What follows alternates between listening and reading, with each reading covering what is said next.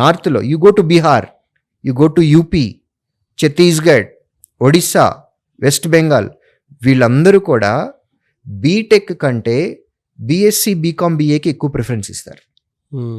కాలేజీలకు కూడా సరిగా వెళ్ళరు, ఇంట్లో కూర్చొని కాంపిటేటివ్ ఎగ్జామ్కి ప్రిపేర్ అవుతారు డే 1 గ్రాడ్యుయేషన్ ఫస్ట్ ఇయర్ నుంచి. సో గ్రాడ్యుయేషన్ అయిపోయే టైంకి వాళ్ళు 3 సంవత్సరాలు ప్రిపేర్ అయ్యారు. మన వాళ్ళు గ్రాడ్యుయేషన్ అయిపోయిన తర్వాత కోచింగ్కి వస్తారు, లేదా సెల్ఫ్ ప్రిపరేషన్ స్టార్ట్ చేస్తారు. ఈ ప్రిపరేషన్కి ఈ కోచింగ్కి 1 year పోతుంది. అంటే గ్రాడ్యుయేషన్ అయిపోయిన తర్వాత ఇంకొక 1 year. ఈ లోపు వాళ్ళకి 4 సంవత్సరాల ప్రిపరేషన్ ఉంది. వాళ్ళతోటి మనం కంపీట్ చేస్తున్నాం. మీరు చెప్పండి, ఉద్యోగం ఎవరికి వస్తుంది? 4 సంవత్సరాల ప్రిపరేషన్ వాళ్ళకి వస్తుందా, 1 year వాళ్ళకి వస్తుందా? ఆఫ్ కోర్స్ వాళ్ళు డే 1 నుంచి ఆ ప్లానింగ్ పర్ఫెక్ట్ పెట్టుకున్నారు కదా సార్. ఆబ్వియస్, ఆ ప్రాక్టీసే వేరు ఉంటుంది అసలు. అందుకే 80% జాబ్స్ వాళ్ళకి వస్తున్నాయి. అదే మనం చేద్దాం ఇక్కడ. Have clarity.